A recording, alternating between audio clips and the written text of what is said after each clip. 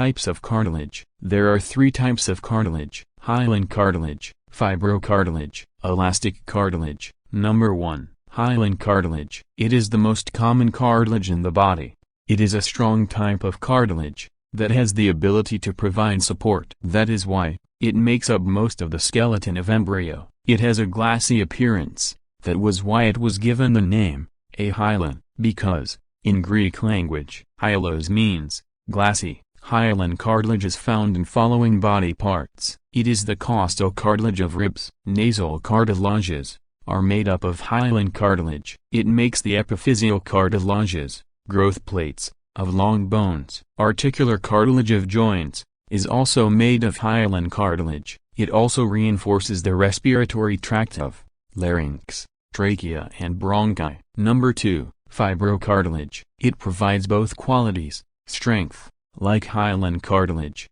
and flexibility, like elastic cartilage. At the same time, it is composed of dense regular connective tissue. It is found in following parts of body: the intervertebral discs, the disc of pubic symphysis, menisci of knee joint, rims of joint sockets.